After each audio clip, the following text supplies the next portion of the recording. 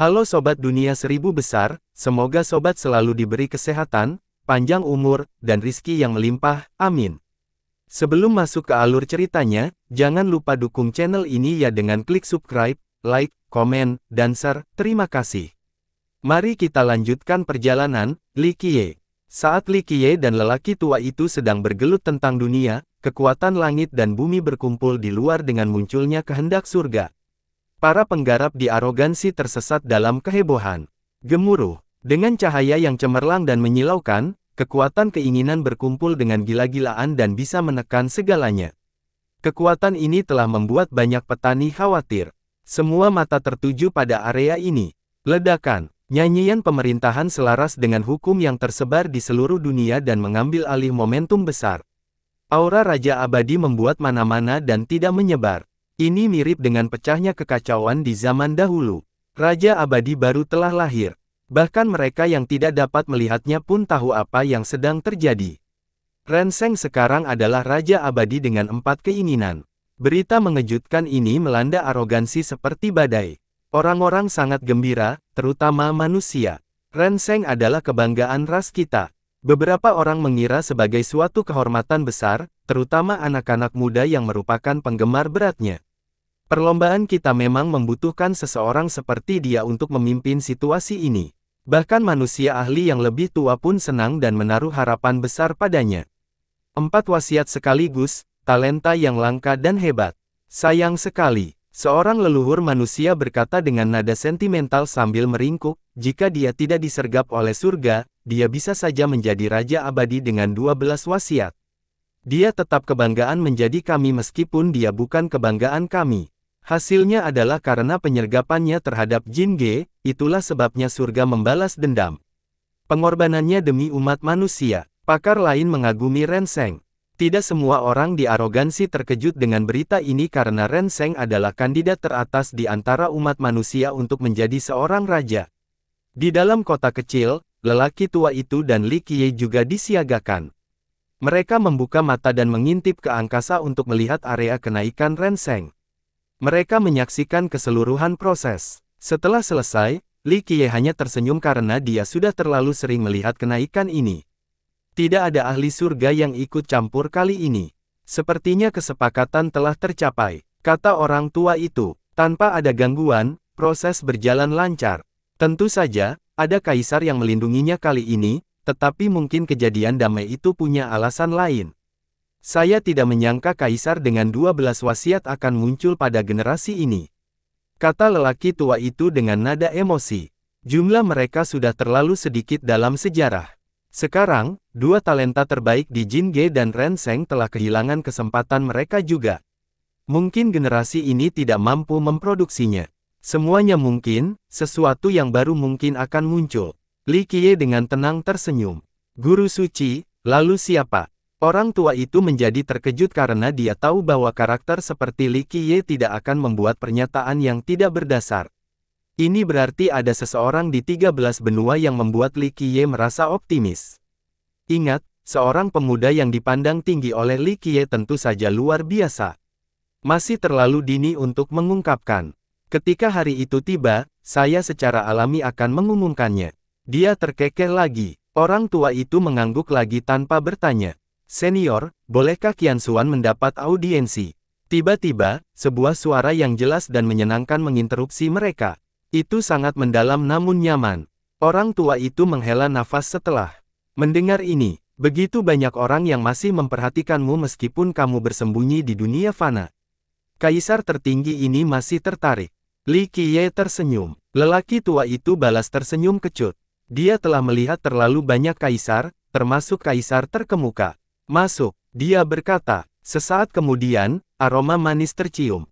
Itu adalah seorang gadis muda yang kehadirannya mencapai ruangan dan memberinya aroma anggrek. Dia memang seorang yang cantik. Dengan gaun berwarna putih, dia tampak seperti baru keluar dari lukisan. Itu adalah penampakan halus dan ilusi seperti makhluk abadi. Hanya satu gerakan saja yang tertinggi. Seorang dewi sejati tidak bisa mengalahkannya. Matanya bersemangat dan bersemangat seperti air musim gugur yang jernih. Aura yang melampaui batas sekelilingnya seolah-olah dia bukan bagian dari ritme duniawi. Hanya kerutan atau senyuman saja sudah mempesona, tetapi tidak ada yang berani memiliki pikiran yang tidak murni. Melihat dari jauh saja sudah lebih dari cukup. Dia cukup terkejut melihat Li Qiye duduk bersama lelaki tua itu karena itu berarti mereka berada pada level yang sama. Namun demikian, dia segera membungkuk dan dengan hormat berkata, "Saya di sini atas permintaan senior saya." Dengan itu, dia mengeluarkan surat. Itu megah dan penuh keilahian, jelas milik seseorang yang luar biasa. Dia juga membungkuk pada Li Qiye dengan penuh hormat meskipun tidak mengetahui identitasnya. Ini jelas merupakan seseorang yang luar biasa juga karena berada pada level yang sama dengan orang tua itu. Orang tua itu menerima surat itu dan belum membukanya. Dia sudah tahu dari siapa itu. "Aku sudah selesai di sini, waktunya berangkat." Li Qiye tertawa kecil dan berdiri. Orang tua itu segera berdiri untuk mengantarnya pergi. Li Qiye dengan lembut mendorongnya ke bawah dan berkata, "Tidak perlu, kita akan bertemu lagi." Setelah meninggalkan halaman, Li Qiye terus berjalan-jalan di kota kecil ini karena lelaki tua itu punya alasan memilih tempat ini sebagai tempat tinggalnya. Orang tua itu bukanlah seorang kaisar tertinggi dan jumlah kehendak surga yang dimilikinya cukup besar.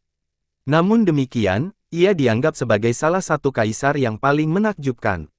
Bahkan seseorang seperti kaisar dunia masih menemukan orang bijak. Dia adalah keajaiban di 13 benua, mencapai keseimbangan dengan langit dan bumi.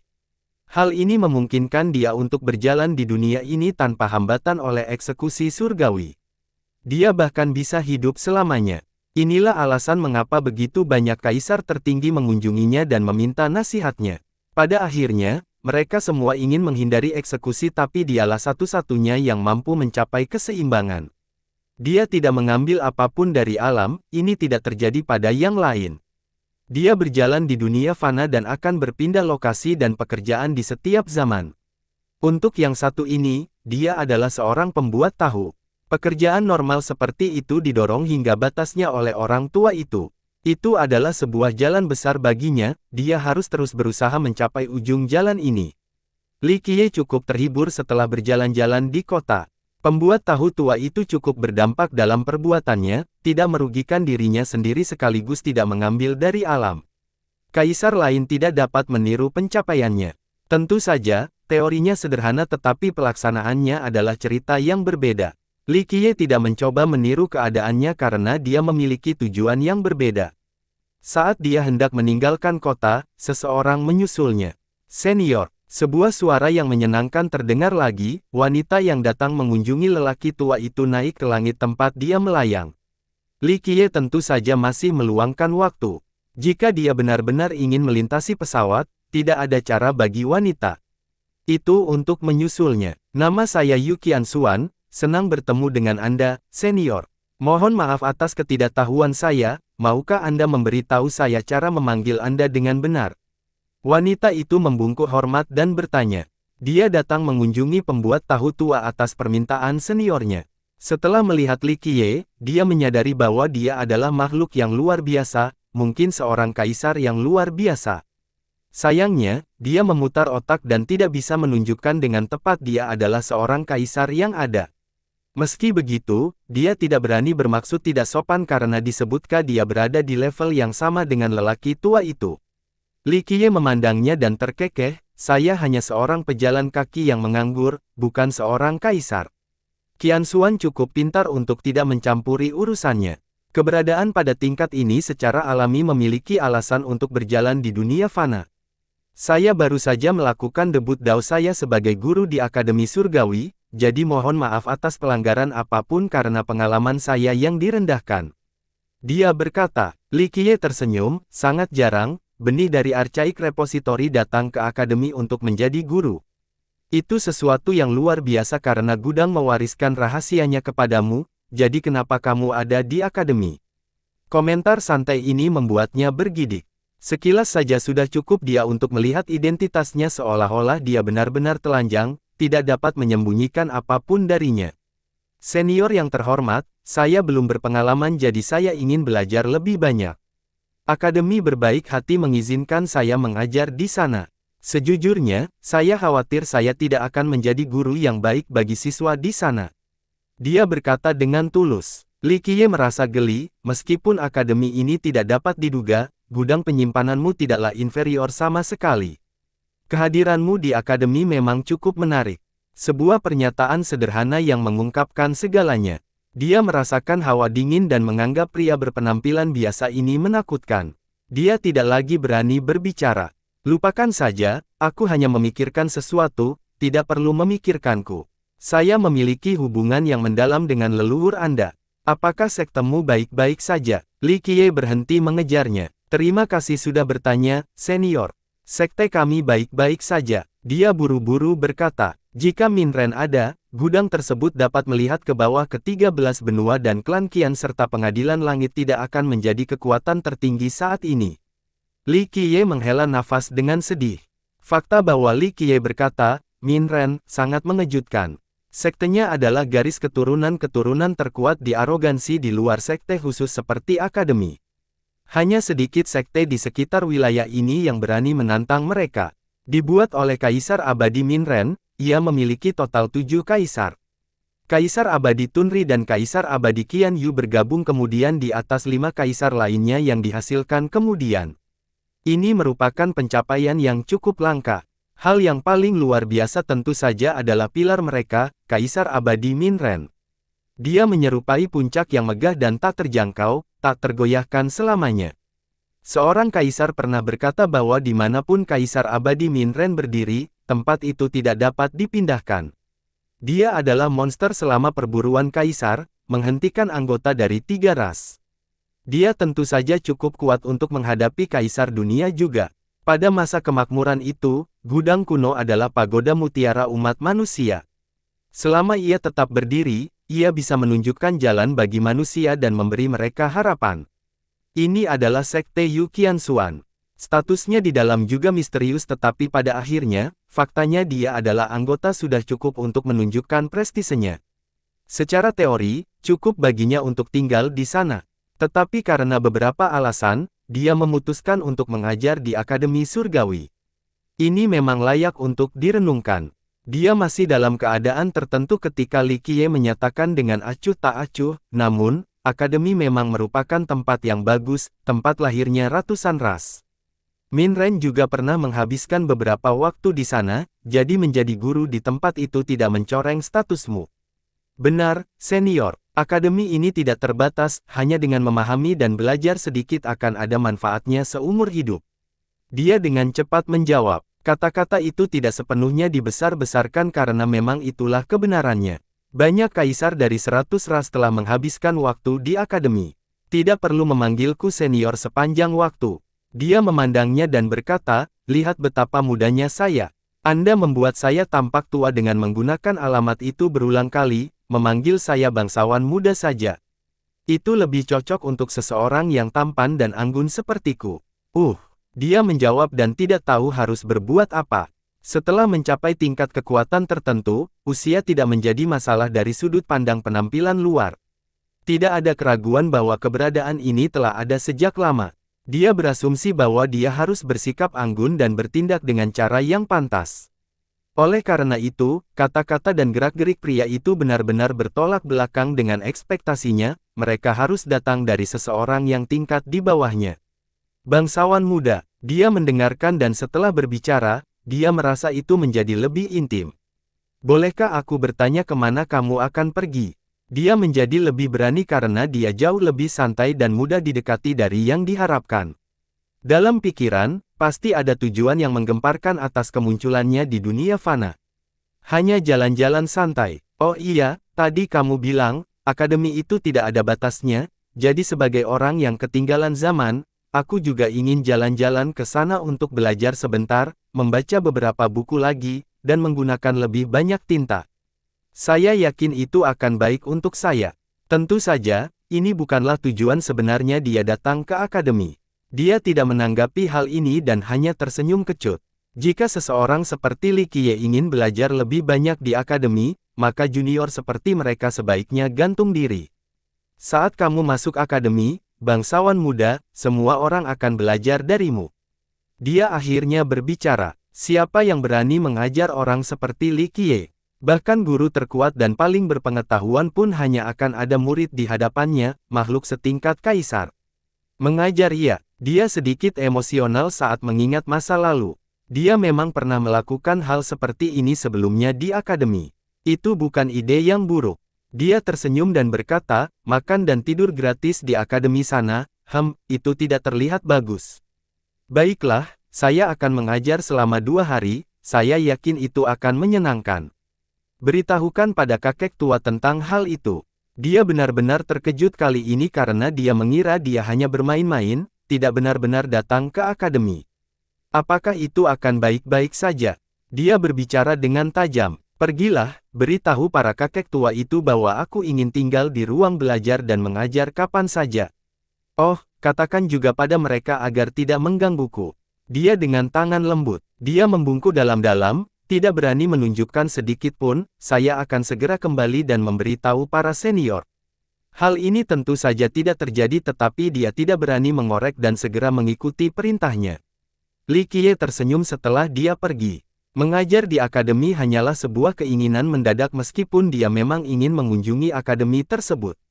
Dia menganggap semua ini cukup menghibur karena akademi itu layak untuk dikenang. Dahulunya adalah surga meskipun telah sedikit berubah. Dia meluangkan waktu melewati arogansi untuk bertemu teman lama dan sekutunya terlebih dahulu.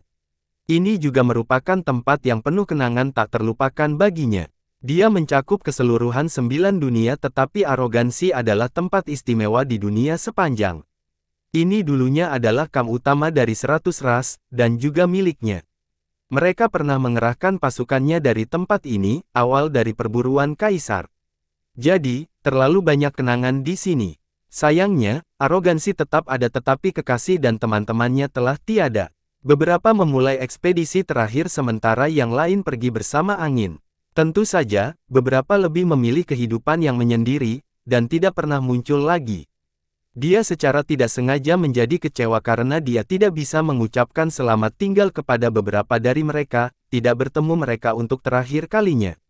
Mulai sekarang, mereka terpisah selamanya, orang-orang seperti Qian Li dan Qi Zhen, tidak ada jalan kembali bagi mereka. Dia melanjutkan dengan cara ini, beristirahat dan bertemu teman-teman lama, sebelum menuju akademi. Surgawi, nama ini mengancam arogansi dan seluruh benua. Hampir setiap perdebatan di dunia pernah mendengar tentang tempat ini sebelumnya. Seseorang harus berdiskusi ketika berbicara tentang akademi, Kaisar Abadi Fei. Di masa lalu, belum lagi ketidakadilan rasial, Kaisar Abadi mengalami kesulitan untuk naik ke dunia. Mereka adalah mangsa dari 3 balapan. Dia datang setelah Kaisar Abadi Jiao Feng tetapi anehnya, dia menerima berbagai cukup baik setelah tiba. Dia adalah tamu terhormat bagi banyak kaisar dari 3 ras. Pria itu adalah surga favorit, lahir dengan bakat luar biasa. Bahkan di tempat yang penuh dengan keajaiban dan master, dia masih membayangi banyak kaisar agung lainnya. Inilah alasan mengapa dia mendapat rasa hormat dari 3 balapan. Saat itu, Kaisar Ilahi Ujung Selatan, seorang tiran di 13 benua, sangat protektif terhadapnya. Kaisar bahkan sampai menikahkan putrinya, yang tercantuk dari 3 ras, dengan Fei. Perlu diingat bahwa Deep South adalah wilayah keempat yang memiliki 12 surat wasiat. Statusnya sebanding dengan Flame dan Origin. Dengan demikian, hal ini semakin meningkatkan status Kaisar Abadi Fei. Dulu tempat ini masih bernama Putih, bukan arogansi. 100 ras tidak bersenang-senang di sini tetapi Kaisar tetap mendirikan Akademi Surgawi. Ini adalah satu-satunya sekte di 13 benua di mana 100 ras untuk cocok ditanam. Sebelum dimulainya, 100 ras juga memiliki garis keturunan lainnya. Namun, mereka tidak diakui secara resmi dalam 3 balapan dan terkadang mengalami tekanan. Namun hal ini tidak terjadi pada Celestial. Istrinya menawarkan banyak dukungan dan perencanaan kepada Kaisar. Di saat yang sama, Deep South juga menambahkan bantuannya. Semua ini membuat para kaisar mengakui Akademi Surgawi sebagai sebuah sekte. Itu menjadi yang pertama yang dapat merekrut siswa dari 100 ras secara terbuka. Sejak saat itu, 100 ras mulai makmur dan semakin banyak warga negara yang lahir di kulit putih.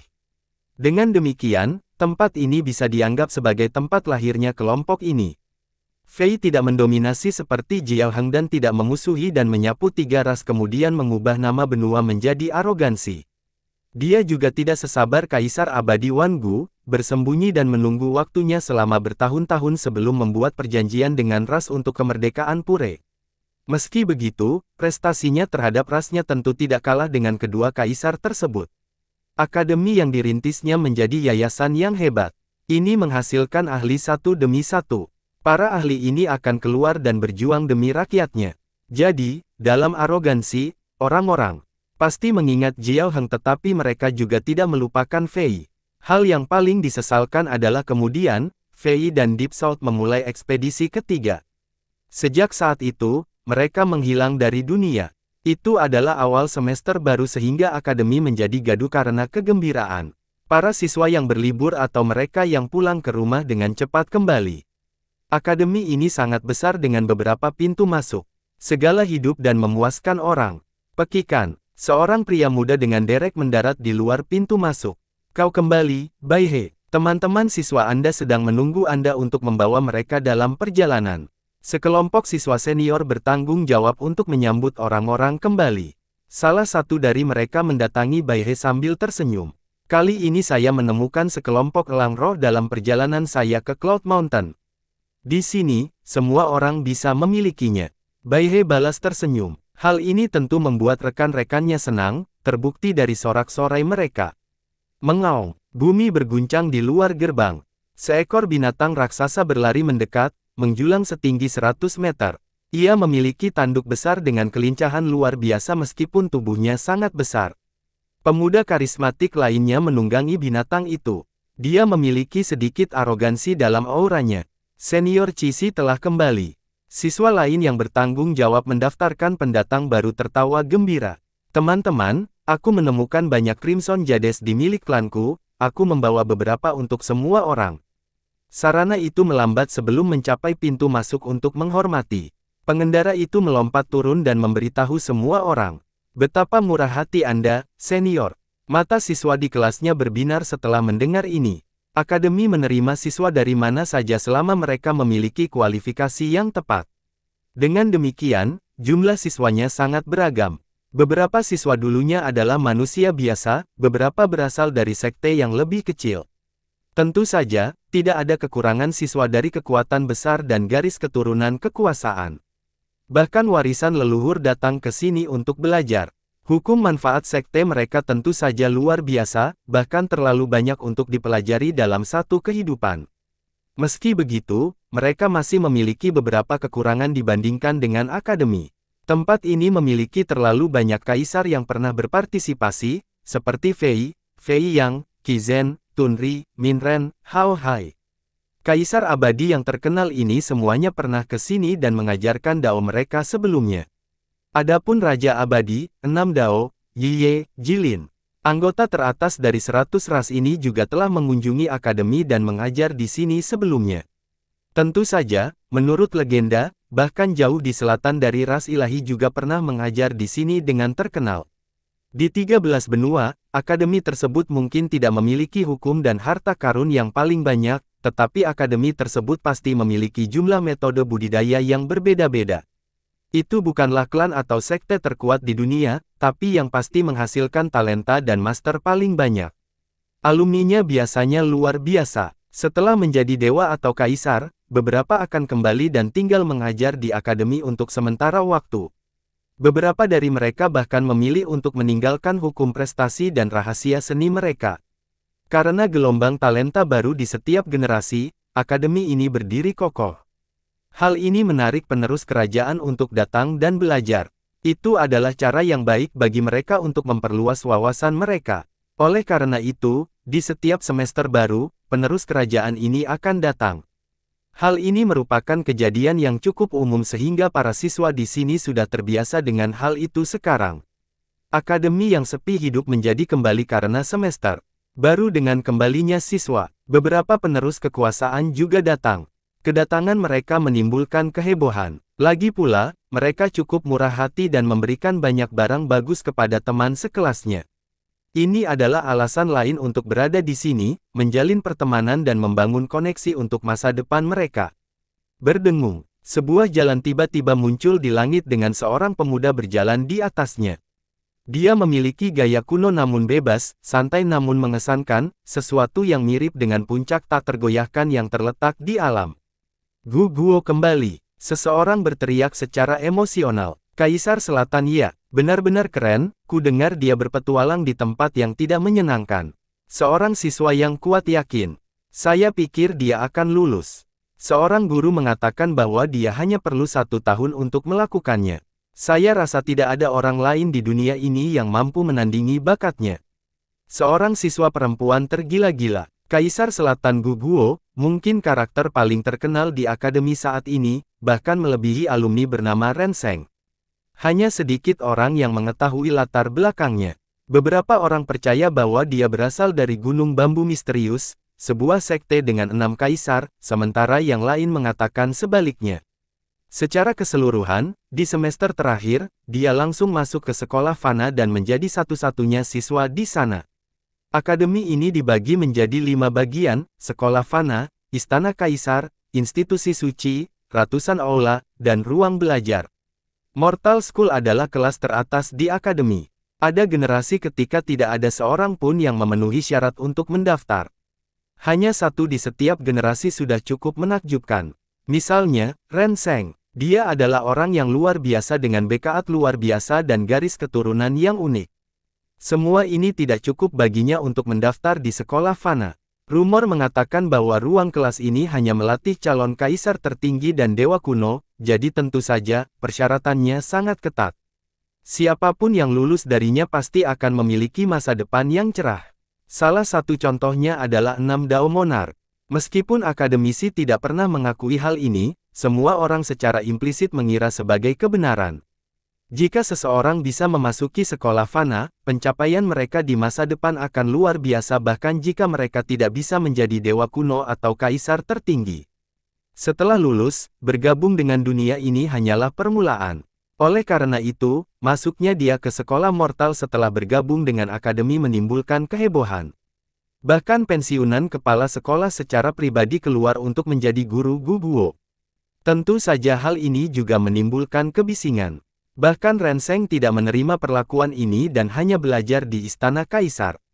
Oleh karena itu, beberapa orang berspekulasi bahwa pencapaian Gu Guo akan jauh lebih besar daripada Ren Zheng. Setelah mempertimbangkan semua ini, orang-orang menerima gelar yang diproklamirkannya sebagai Kaisar Selatan. Faktanya, ini adalah tindakan yang mendominasi dan tidak masuk akal. Orang tidak akan memilih gelar sebelum menjadi kaisar tetapi Gu Guo tetap memilihnya. Bagaimana caranya percaya diri dia? Oleh karena itu, penggemar Ren Zheng tertentu menginginkan antagonis dan iri pada Gu Guo. Mereka sangat ingin melihatnya membodohi dirinya sendiri. Akan sangat lucu jika dia tidak bisa menjadi seorang kaisar atau gagal menandingi Ren Zheng di kemudian hari. Bagaimanapun, Gu Guo masih sangat terkenal dan dipuja. Bagaimanapun, kekuasaan tidak perlu dipertanyakan lagi, tidak ada siswa yang benar-benar bisa melawannya, hanya guru yang memenuhi syarat untuk melakukannya. Setelah sampai, Gu Guo tidak berhenti di depan gerbang. Dia memasuki akademi dan menghilang ke perbukitan di dalamnya. Gu Guo senior pasti akan menjadi raja abadi yang terdiri dari 12 wasiat. Seorang siswi cantik memperhatikannya sepanjang waktu dan berkata seolah-olah mabuk karena tergila-gila. Belum tentu karena dia lahir di generasi yang salah. Kami sudah memiliki 3 kaisar, tekanannya terlalu besar jika dia menginginkan 12 surat wasiat. Seorang siswa laki-laki yang cemburu menjawab. Percakapan kecil ini terjadi di mana-mana tentang Gu Guo hingga kedatangan berikutnya di gerbang yang berbeda. Keindahan tertinggi muncul. Dia sangat mencolok dalam penampilan luar dan akan menarik semua mata. Namun, hal yang paling menarik bukanlah penampilan fisiknya melainkan temperamennya yang luar biasa. Dia tidak tersentuh oleh kekurangan seperti makhluk abadi. Setiap gerakannya mempesona dan menggugah, tentu saja bukan milik fana dunia. Suster Suyao, para penyambut mengotori kegirangan, terutama para anggota istana kaisar. Para siswa laki-laki berlari untuk menyambutnya. Saudari, kedatanganmu membawa warna ke istana kaisar kami telah menunggumu. Seorang siswa laki-laki menyatakan, perasaannya sangat jelas, tapi dia bukan satu-satunya. Semua pemuda lainnya benar-benar mabuk. Dia adalah karakter terkenal lainnya di semester terakhir. Yang menjadikannya terkenal bukan hanya kecantikannya. Dia tidak semuanya berpenampilan dan tidak punya otak. Tentu saja itu adalah bakatnya yang menakutkan, yang membuatnya bisa langsung diterima di Istana Kaisar. Ingatlah bahwa banyak penerus-penerus harus lulus beberapa ujian sebelum bergabung dengan kelas ini. Sekali lagi, orang mengira bakatnya lebih tinggi dari Ren Zheng. Dia memiliki sikap tenang seperti air di sumur dan hanya menjawab dengan air kecil sebelum memasuki akademi. Para siswa sudah terbiasa dengan sikapnya. Pada awalnya, dia memiliki pelamar yang tak terhitung jumlahnya, beberapa di antaranya adalah penerus kekuasaan dari sekte terkenal, tidak ada kekurangan orang jenius di Istana Kaisar. Sayangnya, tidak ada yang bisa memenangkan hati dia. Dia ramah tanpa sedikit pun arogansi tetapi ada jarak atau penghalang yang tidak terlihat, tidak ada seorang pun yang benar-benar bisa masuk ke dunianya. Aku ingin tahu siapa yang bisa memikat hati Suster Suyao. Seorang siswi muda berkata dengan antisipasi sambil melihat ke belakang Suyao. Sementara itu, para laki-laki dalam keadaan pingsan melihatnya. Belum ada seorang pun yang cukup beruntung untuk berhasil mendekatinya. Klik, klik, klik. Di pintu masuk lain ada kereta yang berhenti. Itu sederhana dengan seorang lelaki tua yang tampak lebih sederhana sebagai pengemudinya. Namun demikian, mata berbinar ketika wanita turun. Dari segi penampilannya, dia tidak cantik Suyao. Namun, aura mulia dan tenteramnya menutupi hal itu. Keanggunannya menenangkan dan orang-orang mau tidak mau mencuri pandang untuk kedua kalinya. Suster Miao Chan, para penyambut tamu dan siswa tersenyum. Mereka berlari untuk menyambutnya. Sister Miao Chan, apakah kamu melakukannya dengan baik di jurang misterius selama istirahat?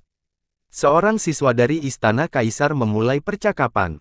Terima kasih senior, saya melakukannya dengan cukup baik. Dia sedikit mengangguk, menampilkan pesona mulia dan anggunnya.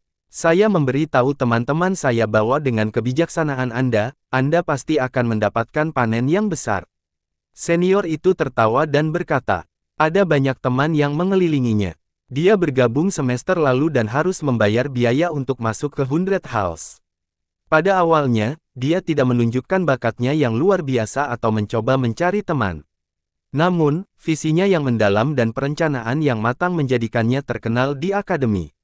Faktanya, teman-temannya di Aula 100 memilihnya sebagai bunga di kelas mereka. Secara umum, dia disambut di akademi. Meski begitu, dia tetap low profile. Sayangnya, ini tidak cukup untuk menyembunyikan kecerdasannya. Oleh karena itu, kapanpun teman-temannya mempunyai pertanyaan, mereka akan datang untuk meminta pendapat dan bantuannya. Ketika Li Qiye berhasil mencapai tepi akademi, pendaftaran siswa baru akan segera berakhir sehingga pintu masuknya lebih jarang dikunjungi. Dia sedikit bergerak sambil menatap tempat itu dari kejauhan. Orang-orang datang dan pergi, para jenius digantikan oleh wajah-wajah muda setelah setiap generasi. Terlepas dari perubahan ini, akademi tetap berdiri. Jika suatu hari nanti jatuh, ratusan ras akan menghadapi krisis eksistensial. Bukan berarti akademi adalah akar dari 100 ras. Namun kehilangannya akan mengakibatkan hilangnya moral dan tempat perlindungan. Itu berbeda dari sekte lain. Yang terakhir mungkin berpikiran sempit dan egois, tetapi akademi menerima segalanya. Jadi, selain budidaya, alumni dari sini lebih berpengetahuan setelah mengikuti pelatihan dan tinggal bersama orang lain. Hal itu untuk membuka belenggu pikiran, sehingga para pemuda ini bisa melihat betapa luasnya dunia dan membangun hubungan dengan orang lain. Oleh karena itu, Arrogance tidak mampu memiliki garis keturunan seperti Archaic Repository dan Mysterious Bamboo, namun ia membutuhkan akademi. Tanpa sekte-sekte ini, garis keturunan leluhur lainnya dapat bangkit dan mengambil alih posisi mereka, tidak ada cara untuk membangun kembali akademi. Mengapa? Tidak akan pernah ada lagi Kaisar Abadi Fei atau Kaisar Ilahi Selatan Jauh. Sampai batas tertentu, bukan hanya Fei yang menghabiskan upaya luar biasa dalam penciptaannya. Akademi ini juga merupakan mahakarya Deep South. Pemandangan megah di sini menggugah Li Qiye. Terlalu banyak talenta yang ada di sini termasuk Kaisar Abadi dari 9 dunia. Dia sendiri pernah mengajar di sini. Sayangnya, dia tidak meninggalkan namanya seperti Kaisar Abadi Fei Yang dan Kaisar Abadi Hao Hai, hanya bertindak sebagai burung gagak yang penuh rahasia seperti biasanya. Jadi, meskipun dia telah mengajarkan beberapa karakter yang tak terpecahkan, tidak ada yang tertulis tentang dia di sini. Seiring berjalannya waktu, orang-orang akhirnya pergi tanpa peduli seberapa kuatnya mereka, tidak seperti Akademi Abadi ini. Gambaran mulai berputar di kepalanya bahkan sebelum mencapai pintu masuk. Beberapa pemuda datang dengan penuh semangat. Akhirnya, mereka keluar sebagai master.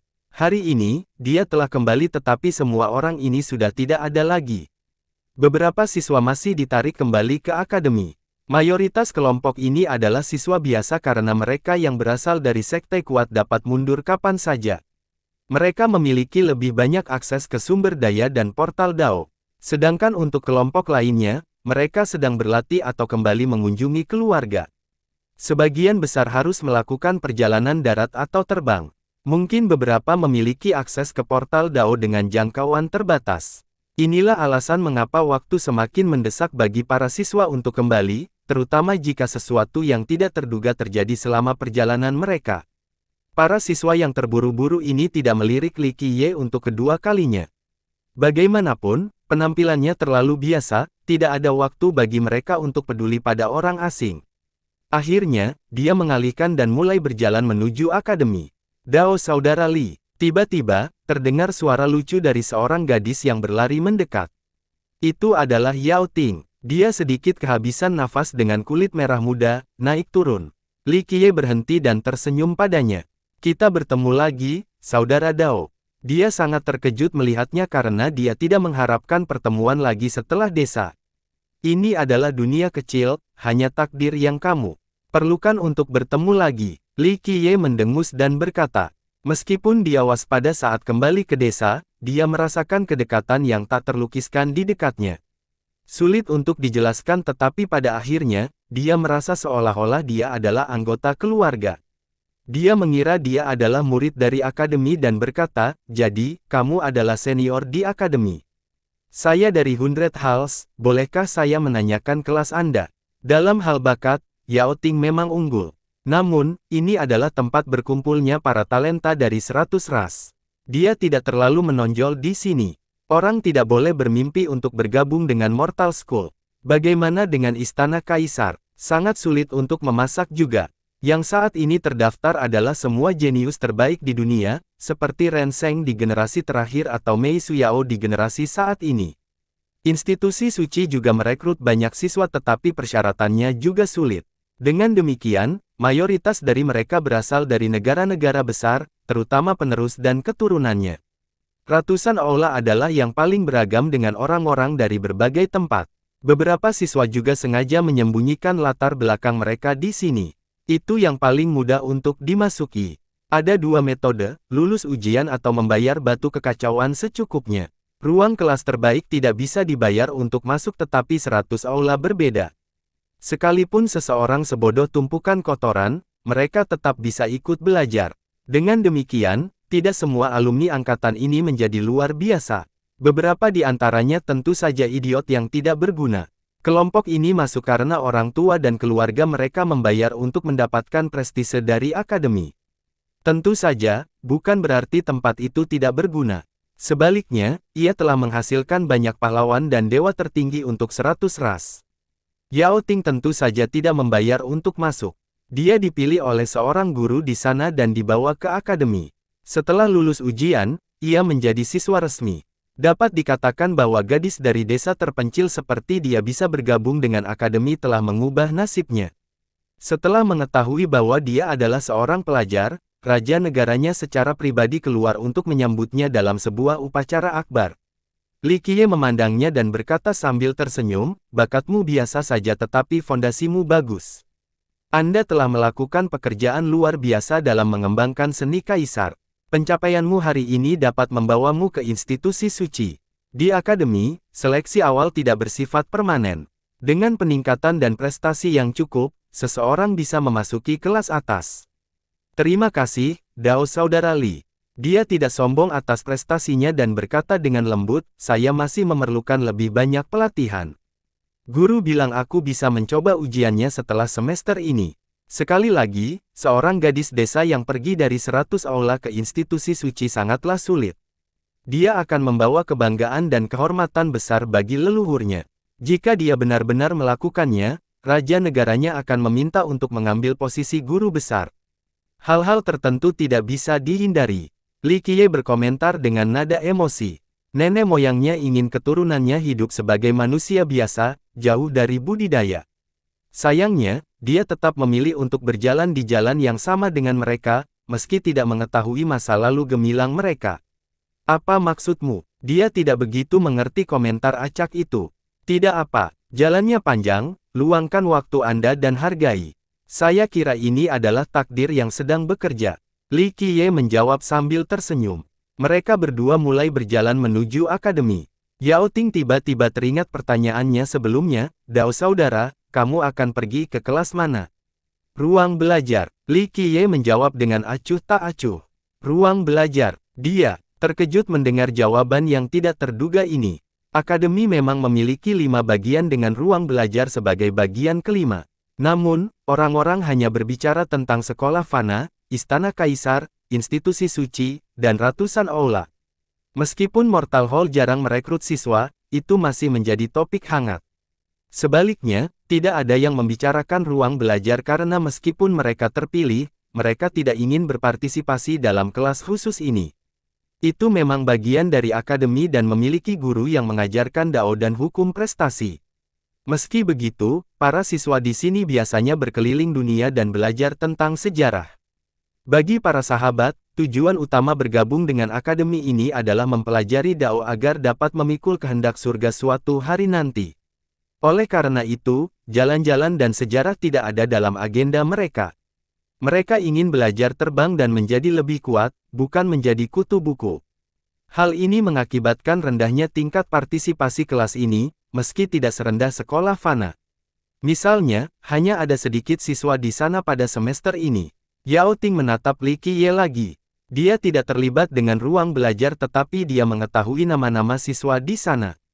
Li Qiye bukan salah satu dari mereka. Yah, dia tidak tahu bagaimana cara bertanya. Dia memutuskan untuk menggodanya setelah melihat penampilan, saya baru sampai di sini sekarang. Oh, tapi semester ini tidak menerima mahasiswa baru. Dia sedikit mengernyitkan alisnya, jika kamu ingin bergabung dengan ruang belajar, aku khawatir itu tidak akan mungkin terjadi. Anda harus menunggu sampai semester berikutnya.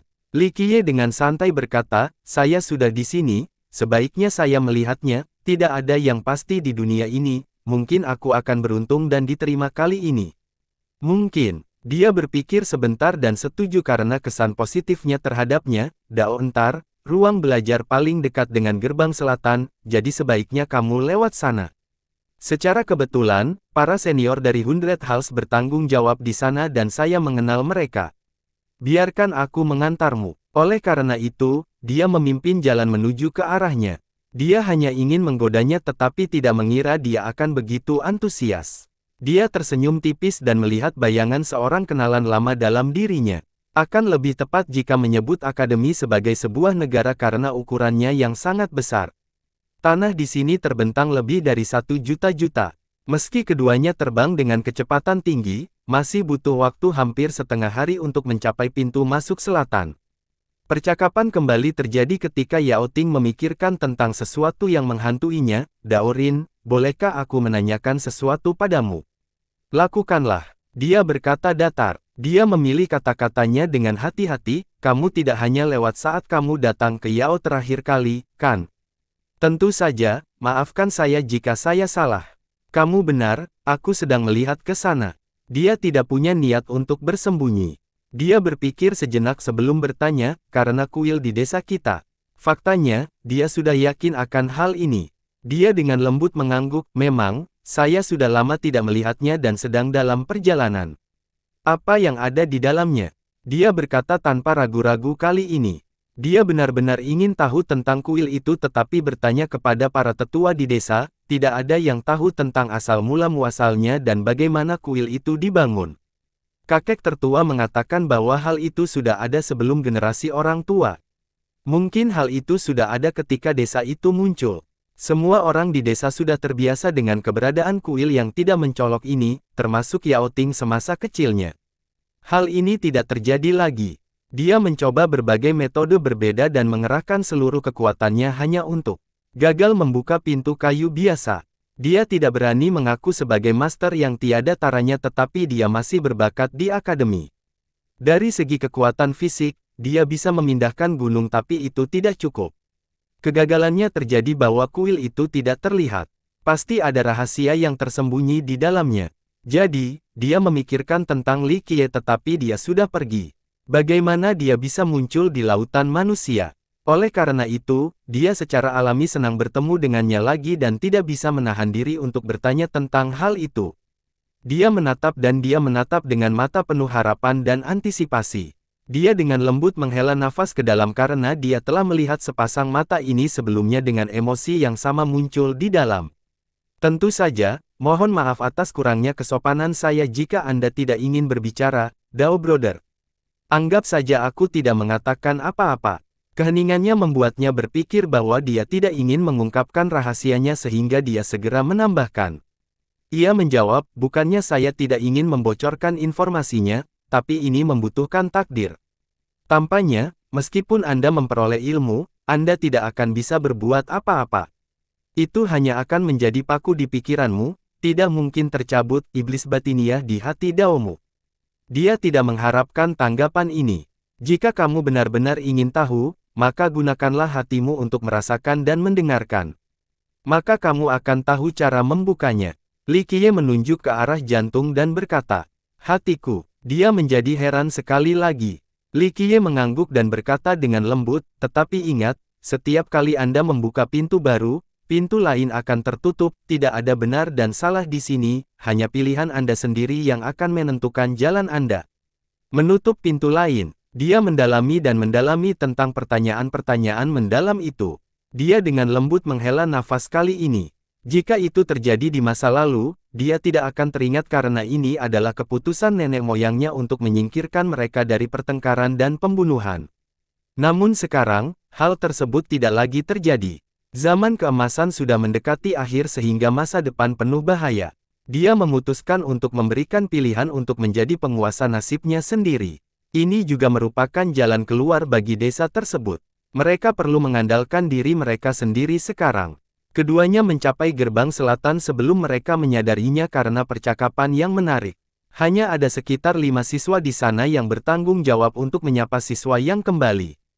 Tempatnya sepi karena bagian terdekat adalah ruang belajar yang hanya memiliki sedikit siswa. Para siswa di sini menjadi tertarik setelah melihat keduanya. Tentu saja, mata mereka yang berkedip pada Yao Ting. Bagaimanapun, dia masih cukup cantik meski tidak setingkat Mei Suyao. Sister Ting, kamu kembali secepat ini. Desamu sangat jauh, jadi berpikir itu akan memakan waktu beberapa hari lagi. Yang tertua dan paling tampan di antara mereka melangkah maju. Pastinya pria itu Nasir Yao Ting, terbukti dari antusiasmenya. Desa ini baik-baik saja, jadi saya kembali lebih awal. Dia adalah gadis yang ramah, jadi dia berbicara tanpa sedikit pun arogansi. Saya sebenarnya ingin datang dan menyambut Anda dari desa Anda, tetapi guru mengatur agar saya hadir di resepsi. Sayang sekali, pemuda itu berbicara lagi. Terima kasih, senior. Dia mengangguk dan memperkenalkan, ini adalah Dao Brother Li. Dia datang ke ruang belajar dan kami bepergian bersama. Dan ini adalah bakat luar biasa dari Hundred Halls, senior Yan Chenseng. Chenseng dan pemuda lainnya di sini akhirnya menyadari Li Qiye. Beberapa saat yang lalu, mereka terpusat pada Yao Ting dan seseorang yang normal seperti Li Qiye tidak akan melirik mereka lagi. Dia agak tidak senang mendengar Yao Ting bepergian dengan pria lain karena dia menyukainya. Ini adalah reaksi alami. Tapi dia khawatir tanpa alasan. Dia merasakan kedekatan dengan Li Qiye, dari situlah perkenalannya. Kamu adalah murid ruang belajar. Nada bicara Chenseng benar-benar berbeda terhadap Li Qiye, terutama setelah melihat penampilannya. Bagaimanapun, dia adalah seorang jenius di Hundred Halls, sementara seseorang seperti Li Qiye tidak menjadi ancaman baginya. Orang itu jelas tidak layak menjadi lawannya. Tidak, Li Qiye dengan datar menjawab pemuda yang ingin tahu itu. Kalau kamu bukan pelajar di sana, lalu kenapa kamu pergi? Surga bukanlah tempat untuk bermalas-malasan. Chenseng sikap antagonis sejak awal sehingga sikapnya menunjukkan hal itu. Yao Ting adalah kebalikannya sehingga dia berbicara mewakili Li Qiye, saudara Li adalah murid baru, ingin belajar di ruang belajar. Senior Yan, bertanya padanya di sini sebentar sementara saya berbicara dengan menunggu guru, untuk melihat apakah akademi akan baik-baik saja. Dia berasumsi bahwa Li Qiye ingin menjadi murid di sini. Ditambah lagi, ruang belajar hanya mempunyai sedikit siswa sehingga persyaratannya seharusnya baik-baik saja. Jika dia berbicara dengan seorang guru, mungkin dia benar-benar bisa bergabung dengan akademi. Kak, ini bukan pendaftaran semester, akademi tidak akan menerima siapapun. Chen Sheng menjadi semakin kesal setelah melihat antusiasmenya dan buru-buru menjawab, jika kamu membawa orang sembarangan ke sini, tidak baik jika terjadi sesuatu. Menurutku, dia sebaiknya kembali dari mana dia datang.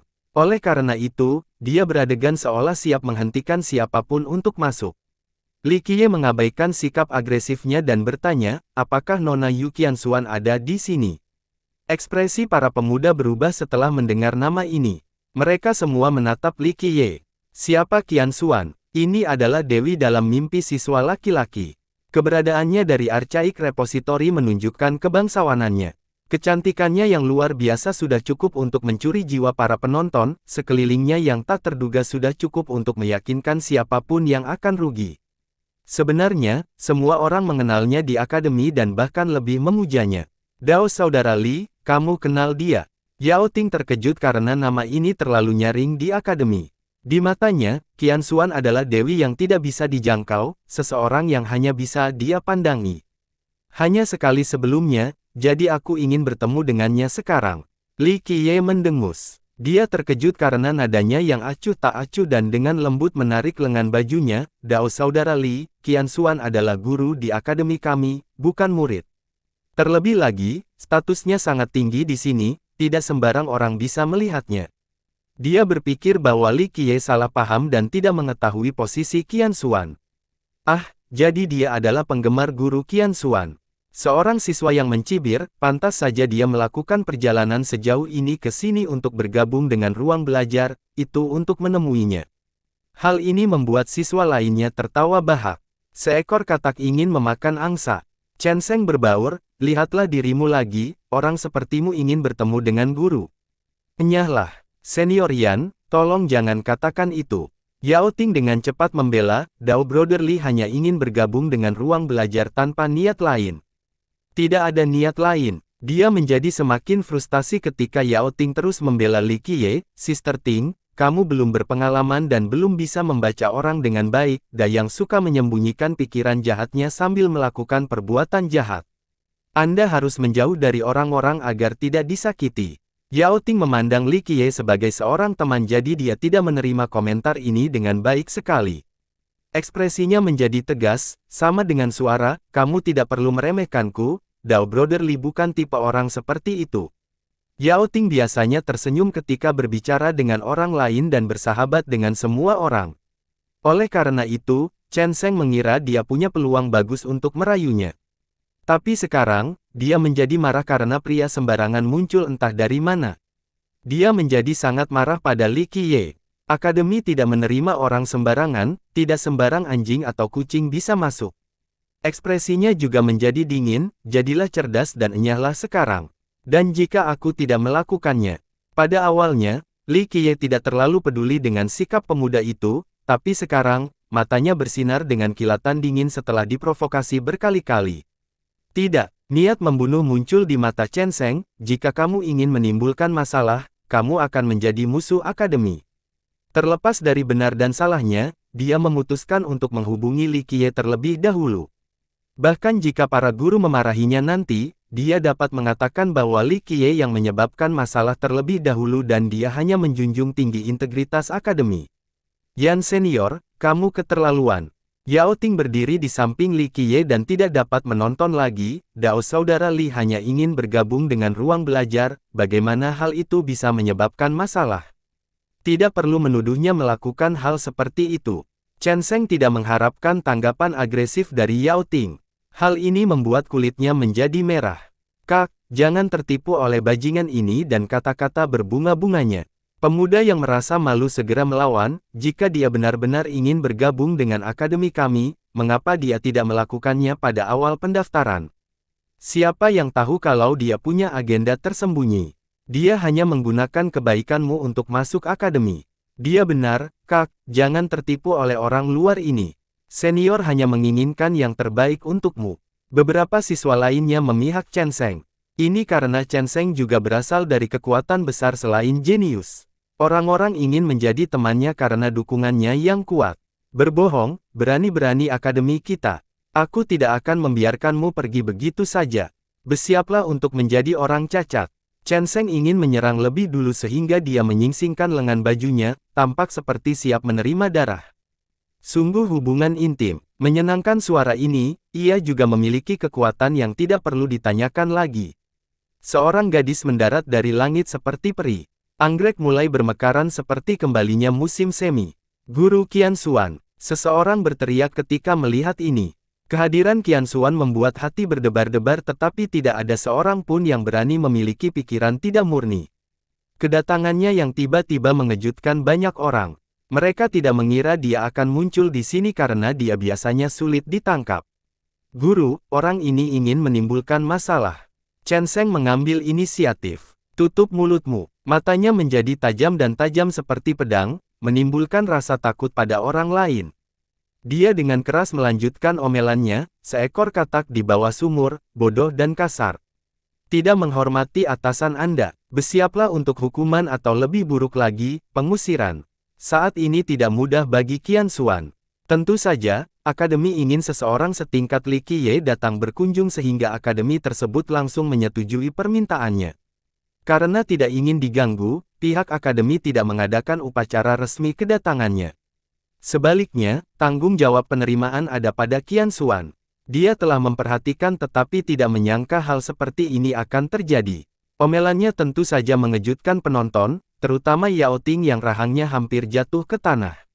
Dia menatap Li Qiye. Memikirkannya, pada awalnya, dia mengira Li Qiye datang untuk belajar, tapi sekarang, sepertinya dia benar-benar seorang guru. Li bangsawan muda adalah guru yang baru diangkat di akademi. Cepat dan minta maaf. Qianxuan memeras dengan tegas. Chen Sheng membutuhkan waktu beberapa saat sebelum menjadi tenang.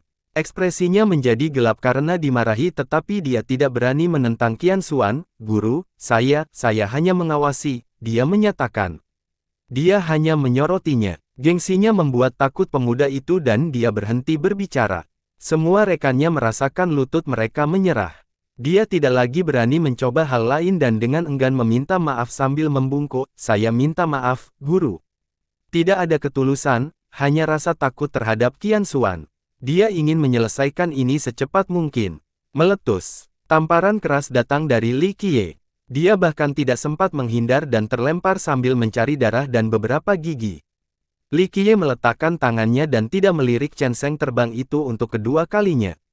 Dia hanya berkata, saya bukan orang yang begitu dimaafkan. Anak laki-laki yang tidak patuh pantas mendapat kesimpulan. Para siswa di sini sangat ketakutan.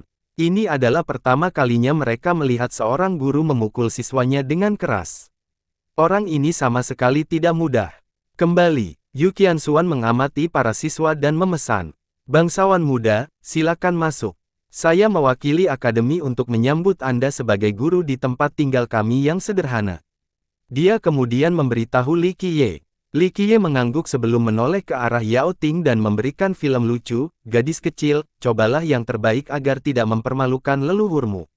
Ayo temui aku jika kamu butuh sesuatu.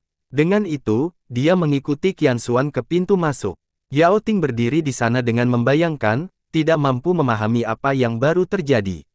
Awalnya dia mengira dia hanyalah seorang ahli biasa, bukan seseorang yang bisa menjadi guru di akademi. Ingatlah bahwa persyaratan pengajaran di akademi terlalu tinggi. Dalam hal budidaya saja, mereka setidaknya harus menjadi dewa tertinggi. Jadi sekarang, seseorang dapat dengan mudah menguraikan tingkat kekuatannya. Konyol sekali dia membantu sebelumnya, begitu pikirnya. Sedangkan Yan Chen Sheng sudah lama berlari, terbawa oleh teman-temannya. Dia ingin memberi pelajaran pada Li Qiye tetapi dia akhirnya kehilangan semua takdirnya dan tidak ada cara untuk membalas budi orang itu. Bahkan jika dia lebih marah, dia hanya bisa menelan amarahnya. Qianxuan memimpin Li Qiye menuju ruang belajar. Jaraknya masih 10.000 mil meskipun paling dekat dengan gerbang selatan. Seseorang akan sepenuhnya dikelilingi oleh alam saat melintasi tempat ini.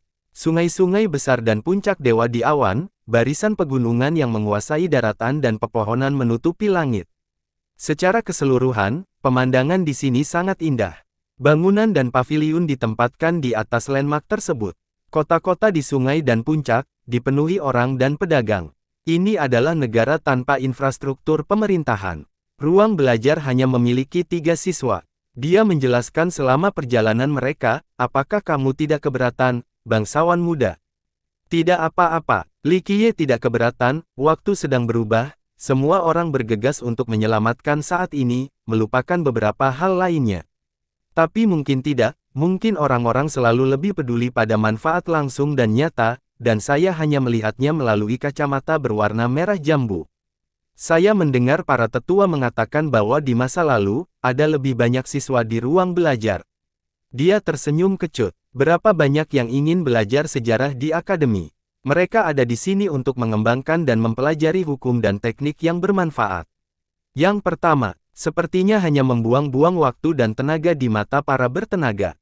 Itulah perbedaan antara orang biasa dan orang bijak. Li Qiye melanjutkan, beberapa orang memahami hal ini dan dapat mengatasi kebosanan, sehingga mereka akhirnya berdiri di puncak. Para kaisar yang meninggalkan ruang belajar tidak hanya agar orang lain dapat mengingatnya atau mencatatnya dalam catatan sejarah. Jika orang dapat memahami hal ini, mereka tidak akan pernah menyesali teknik untuk mempelajarinya. Dia mengangguk, jauh lebih sadar daripada yang lain karena asal-usulnya, pembalikan fana, dewa kuno adalah salah satunya. Semua orang tahu bahwa ruang belajar mencatat perbuatan para kaisar dan kisah-kisah dari 13 benua. Mereka percaya bahwa ini adalah perpustakaan untuk mewariskan kisah dan pencapaian agung para kaisar. Sayangnya, akademi itu keberadaannya mengerikan dan kuno. Itu meninggalkan sesuatu seperti ruang belajar dan terdaftar pada tingkat yang sama dengan 4 ruang kelas lainnya. Pasti ada alasan yang tidak akan langsung dipahami oleh orang awam. Hanya mereka yang bisa mengatasi kesepian Dao yang bisa mendapatkan keuntungan dari tempat ini. Pembalikan fana adalah contoh sempurna. Tekniknya bukan dari ruang belajar, tapi dia bisa memfokuskan seluruh waktunya untuk penelitian di sini. Pada akhirnya, dia mendapatkan versi seni pembalikan fana terlengkap di dunia, yang membangun fondasi yang luar biasa baginya. Kami tidak bisa melakukan apa-apa, orang bisa melakukan apapun yang mereka inginkan. Li Qiye berkata dengan santai. Apakah ada sesuatu yang kamu inginkan selama tinggal di ruang belajar? Dia bertanya. Makanan saja sudah cukup, tidak ada yang lain. Li Qiye mendengus dan berkata. Dia tidak tahu harus berkata apa. Karakter seperti dia tidak akan datang ke akademi mereka tanpa alasan. Tak seorang pun di level itu memiliki begitu banyak waktu luang. Sayangnya, dia tidak bisa menebak niatnya. Begitu juga dengan para tetua di akademi. Apa yang salah? Silakan bicara. Li Qiye tersenyum setelah melihat keraguannya. Para tetua ingin tahu apakah Anda benar-benar membutuhkan sesuatu. Mereka dapat membantu Anda berada. Dia berkata dengan hati-hati. Aku tahu. Dia tersenyum, para kakek tua itu gelisah, mengira aku merencanakan sesuatu, tapi itu normal. Apakah Asura masih hidup? Leluhur Asura masih ada di dunia ini. Dia bergidik setelah mendengar tentang keberadaan ini. Bawakan ini dia akan tahu siapa aku. Dia dengan santai menyerahkan barangnya sebelum memesan.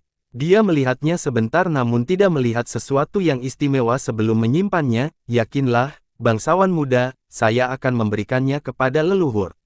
Apakah ada hal lain yang kamu inginkan? Jangan sekarang, biarkan aku istirahat beberapa hari. Li Qiye tersenyum dan berkata, gadis kecil, saya tahu Anda memiliki pertanyaan.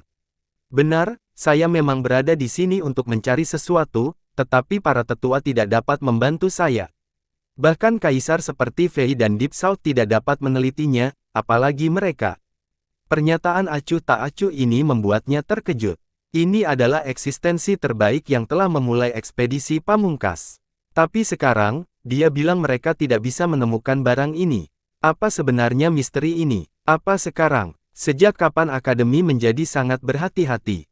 Hubungan antara akademi dan repositori kuat, tetapi bahkan tanpa bantuan sekte Anda, tidak ada yang bisa menyentuh akademi. Sejak kapan dia takut pada orang lain? Li Qiye melanjutkan. Dia ragu-ragu karena ada hal-hal tertentu yang tidak boleh dikatakan. Jadi, beberapa hal telah berubah. Li Qiye berkata, era sedang berubah dan begitu pula akademi. Mungkin ini adalah sejenis bencana. Topiknya terlalu berat dan di luar pengakuannya, tapi dia merasa dia telah menebak beberapa hal. Ruang belajar berbeda dari ruang kelas lainnya, terpencil dan tidak ramai. Dibangun di antara perbukitan yang tersebar di mana-mana. Begitu saja, terlihat bangunan-bangunan di atas bahkan di sekitar tebing yang tajam. Jembatan batu menghubungkan celah berbahaya tersebut. Jalan berbatu yang sepi terhubung kemana-mana sementara dedaunan berguguran dari pepohonan. Tempat ini terlihat cukup tenang. Tampaknya olah tempat ini tidak ingin diganggu. Orang-orang yang berjalan di sini merasakan dorongan untuk memperlambat langkah mereka. Tapi begitu masuk ke ruang belajar, hanya mereka yang cukup kuat yang bisa merasakan sesuatu yang istimewa. Kultivator biasa tidak bisa merasakan aura ini sama sekali. Begitu banyak kaisar yang tinggal di sini dan meninggalkan jejak mereka. Fei dan Deep South benar-benar bekerja keras untuk meninggalkan tanah ini. Sayangnya, generasi mendatang tidak memahaminya. Dia terkekeh dan berkata, bangunan utama ruang belajar cukup besar dengan banyak arsitektur yang saling terhubung, menyerupai kota kecil. Meskipun bangunan dan paviliun ini bersebelahan, tidak ada aura yang megah atau megah. Setiap bangunan dibangun dengan indah dan memberikan aura ilmiah. Hal-hal yang berlimpah di sini tentu saja adalah buku-buku dalam segala bentuk, manual tua, yang terbuat dari kayu atau batu giok. Beberapa orang mengatakan bahwa ini tentu saja merupakan tumpukan buku terbesar di dunia. Sayangnya, sebagian besar dari mereka tidak yakin dengan budidayanya. Seseorang akan sulit sekali menemukan manfaat hukum di tempat ini. Tentu saja, beberapa berhasil lolos dan beberapa pemain besar dengan sengaja menyembunyikan prestasi di sini. Meski begitu, mereka cukup sulit ditemukan, menunggu takdir. Di luar upaya akademi, pihak lain juga menyumbangkan buku. Kaisar dan dewa tertinggi juga membantu. Negara-negara besar dengan senang hati memberikan gulungan sejarah kepada akademi karena ini bisa menjadi tempat yang baik untuk menyimpan prestasi dan kejayaan nenek moyang mereka serta luasnya kerajaan mereka untuk selama-lamanya. Bahkan jika kerajaan mereka dihancurkan, mereka akan tetap tercatat di tempat ini.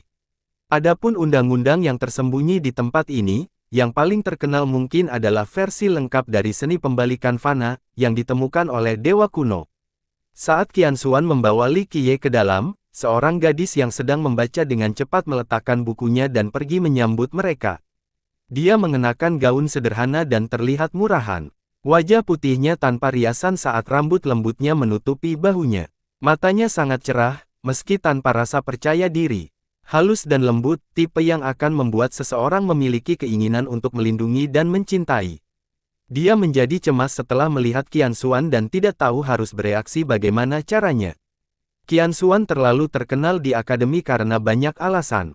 Orang lain hanya bisa menjadi penggemarnya, bukan teman sebayanya. Jadi, kemunculannya yang tiba-tiba di sini membuat gadis itu canggung. Hanya sedikit orang yang datang ke ruang belajar, apalagi guru terkenal. Guru, gadis itu menyapa dengan gugup, tidak tahu di mana harus meletakkan tangan. Kamu adalah Ye Xingxue, kan? Qianxuan mengingat namanya. Meskipun dia gugup, dia masih sangat gembira ketika Qianxuan mengingat namanya. Ya guru, dia mengangguk 3 kali, kegembiraan kecil ini cukup lucu. Ini adalah bangsawan muda Li, dia akan menjadi gurumu mulai sekarang dan bertanggung jawab atas ruang belajar. Qianxuan memperkenalkan. Gadis yang bersemangat itu terkejut. Ruang belajar mereka tidak pernah memiliki guru karena rendahnya jumlah pendaftaran. Para guru tidak mau mengajar hanya 3 siswa di tempat ini, itu akan membuang-buang tenaga. Oleh karena itu, siswa dari ruang belajar juga pergi ke 100 aula untuk belajar. Tentu saja, tidak ada yang peduli apakah mereka pergi atau karena budidaya bukanlah fokus utama mereka. Gadis itu terkejut karena sebenarnya ada yang ingin datang ke ruang belajar untuk mereka bertiga. Senang bertemu denganmu, guru. Dia segera membungkuk ke arah Li Qiye. Bagus, saya akan tinggal di sini mulai sekarang. Li Qiye mengalihkan dari buku dan memberitahu Qianxuan. Terserah kamu, bangsawan muda. Qianxuan mengangguk. Faktanya, Semua guru lainnya memiliki guanya sendiri dan menikmati perawatan yang luar biasa, tidak ada yang mau tinggal bersama para siswa, tetapi dia tidak berani mengatakan apapun. Apakah ada hal lain yang kamu inginkan, bangsawan muda? Dia bertanya dengan hormat. Tidak, jangan ganggu aku akan melakukan penelitian dalam beberapa hari mendatang. Li Qiye memegang tangannya dan berkata, saya pasti akan menyampaikan pesan Anda kepada para tetua. Qianxuan tidak berani menunjukkan sedikit pun dan mengabaikannya. Keberadaan tertinggi ini pasti akan melakukan penelitian luar biasa di sini. Pergi sekarang, Li Qiye memerintahkan. Qianxuan tidak berani membuang waktu. Dia memberi tahu Xingxue beberapa hal sebelum pergi seperti seorang dewi. Xingxue berdiri di sana, ketakutan, setelah melihat percakapan di antara keduanya. Belum lagi para siswa, bahkan para guru pun menghormati Qianxue karena kelembaban, latar belakang, dan keindahannya. Tapi sekarang, pria berpenampilan biasa ini, bukan, guru, memiliki sikap seperti ini terhadap Qianxue. Dia pergelangan tangan seolah-olah statusnya seperti dewa tidak penting sama sekali. Gadis kecil, kenapa kamu hanya berdiri di sana? Li Qiye menjentikkan keningnya dan berkata, dia segera mendapatkan kembali akalnya dan memerah karena kebodohan di depan seorang guru. Dia berbicara pelan, guru, tolong, silakan datang ke sini, ke tempat Anda. Terlalu banyak ruangan kosong di tempat ini.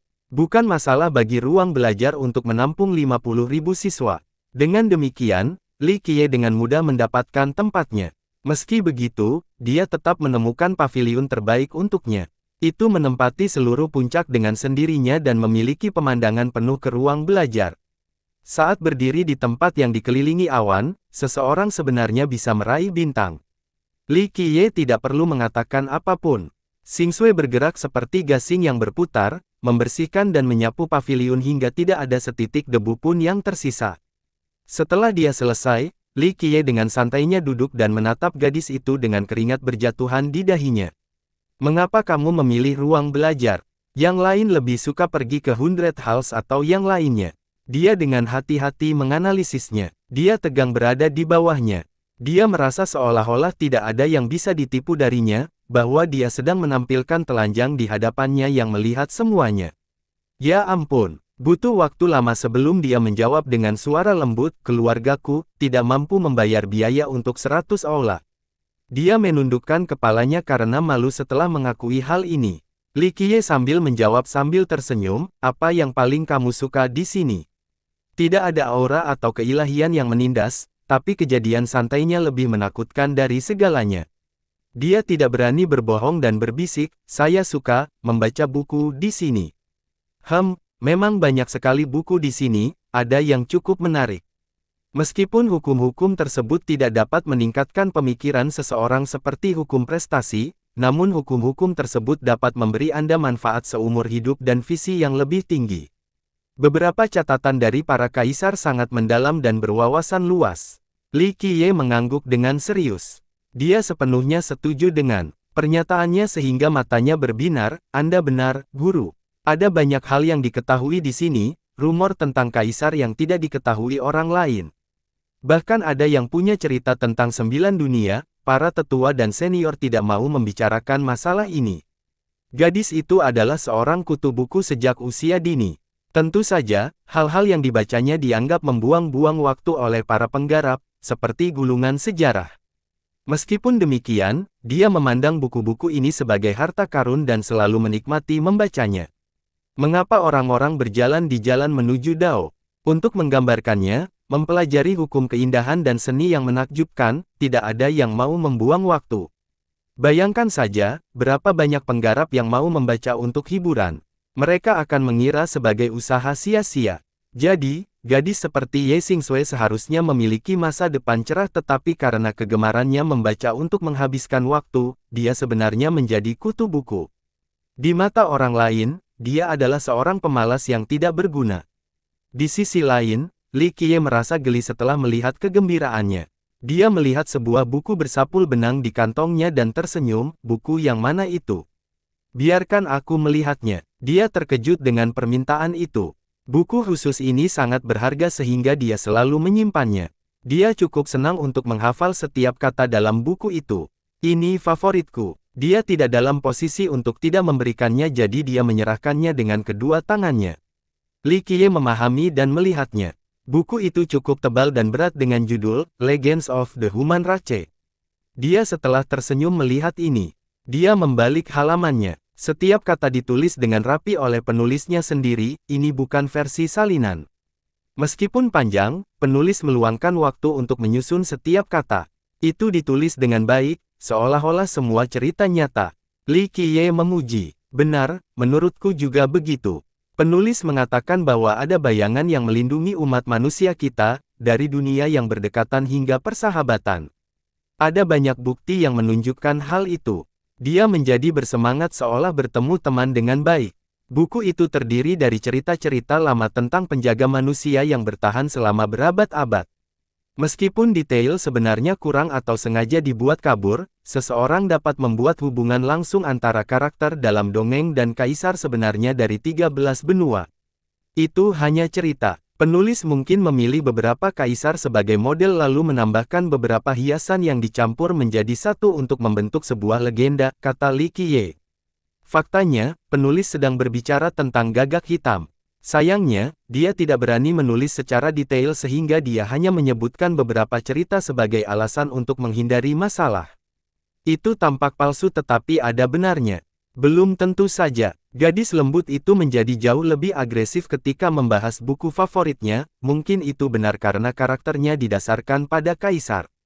Mungkin 100 ras kita sebenarnya memiliki wali, hanya saja orang-orang rendahan seperti kita tidak tahu tentang penyelamat ini. Tidak ada penyelamat di dunia ini. Orang perlu mengandalkan diri mereka sendiri. Menunggu orang lain untuk menyelamatkan mereka akan menyebabkan kematian yang tidak pantas. Li Qiye tersenyum dan kecewa. Dia dengan berani menjawab, pasti ada.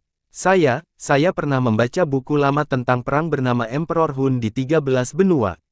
Orang di balik perang ini mungkin adalah penyelamat kita yang akan menyelamatkan manusia pada saat dibutuhkan. Cukup lucu dia untuk menyangkal keberadaannya sendiri sementara gadis ini begitu keras kepala mengenai hal itu. Tidak ada cara untuk mendapatkan bukti dan bukti atas cerita-cerita ini. Li Qiye berkata dengan santai. Dia merasa seolah-olah dia sedang menuangkan baskom berisi air dingin ke atas judul dan kapasitasnya. Beberapa dari cerita ini cukup jelas, mungkin kita bisa menyelidikinya. Apa yang kamu tunggu? Li Qiye tersenyum. Dia menjadi sedih dan butuh beberapa saat untuk menjawab, karena saya tidak bisa. Perjalanannya terlalu panjang dan terlalu banyak tujuan. Dia tentu saja tertarik dengan validitas cerita tersebut dan benar-benar ingin memverifikasinya. Namun, bagaimana mungkin keluarganya membiarkan dia tenggelam dalam kisah-kisah yang tak berwujud ini dibandingkan? Bepergian di 13 benua akan membutuhkan batu kekacauan dalam jumlah besar, bukan sesuatu yang bisa dia tangani sendiri. Li Qiye memperhatikan dirinya yang putus asa dan berkata, tetapi sekali lagi, segalanya mungkin. Mungkin kamu benar, itu belum tentu dibuat-buat, terserah kamu mau terus percaya. Kalau begitu, itu juga menjadi nyata. Suasana hatinya langsung berubah menjadi lebih baik. Pendapat saya tidak penting di sini. Li Qiye dengan santai berkata lalu mengganti topik, di mana dua siswa lainnya. Pergeseran ini sedikit membuatnya lengah sebelum dia menjawab, Liu Tua dan Kakak Wang, benar, mereka sedang belajar sekarang. Dia tampak malu-malu sambil mencuri pandang ke gambar dengan kepala menunduk seolah dia takut dia akan menyadari sesuatu. Tingkah lakunya yang licik ditangkap oleh Li Qiye. Dia tersenyum dan berkata, belajar ya. Oke, kalau begitu, bawa aku membahas mereka. Suaranya menjadi lebih lembut lagi, baiklah, aku akan membawanya ke sini, oke. Tidak perlu untuk itu. Saya seorang guru di sini sekarang, jadi yang bisa saya lakukan hanyalah pergi menemui murid-murid saya. Li Qiye menggerakkan tangannya. Tidak ada lagi yang bisa dia lakukan selain membawanya. Ruang belajar tidak hanya terdiri dari gedung-gedung tersebut. Itu mencakup seluruh wilayah ini dengan buku-buku di mana-mana. Bahkan tebing dan gua pun menyembunyikan buku di dalamnya. Bahkan batu, lukisan, dan patung pun menceritakan sebuah kisah. Kebanyakan ditinggalkan oleh pelajar atau tamu generasi sebelumnya. Kaisar juga menambahkan banyak hal. Ukiran dan lukisannya merupakan mahakarya atau dibuat begitu saja. Kebanyakan tidak ada teknis-teknis, lebih banyak tentang seni. Xing Shui membawa Li Qiye ke hutan batu dengan berbagai bentuk. Di puncak berbatu ini terdapat karakter dan bahkan lukisan. Orang-orang di sini tidak berusaha keras untuk mengukirnya, tetapi yang paling tidak, skalanya berbeda, mulai dari beberapa kata hingga cerita besar. Beberapa memiliki tanda tangan sementara yang lain tidak. Keduanya melakukan perjalanan lebih jauh ke dalam formasi ini dan melihat seseorang berkumpul di atas sebuah monolit besar. Dia menyampirkan selembar kain besar di atas bukit ini dan mulai meniru karakter pada monolit. Ini adalah seorang pria parubaya berotot dengan kulit sawo matang. Dia mengenakan cincin emas di pergelangan tangannya, memberikan tampilan yang cukup perkasa. Kakak Wang, Xing Shui dengan antusias menyapa dari keistimewaan. Saudari Xing Shui, kamu di sini. Tunggu sebentar, aku datang. Pria itu tertawa keras sambil meniru karakternya. Kakak Wang suka menyalin sesuatu. Dia telah melakukannya pada banyak lukisan di ruang belajar. Xing Shui diam-diam memberi tahu Li Qiye. Li Qiye tidak berkata apa-apa dan hanya melihat pria itu menyalin kata demi kata. Setelah beberapa saat, dia akhirnya selesai menyalin semuanya dan akhirnya melompat ke bawah. Oh, adik perempuan kami akhirnya tumbuh dewasa, tidak lagi hanya bersembunyi dan membaca di kamarmu. Anda sedang bersiap-siap sekarang. Sungguh peningkatan yang luar biasa, saya cukup terkesan. Dia mengacungkan jempol setelah mereka berdua bersambung.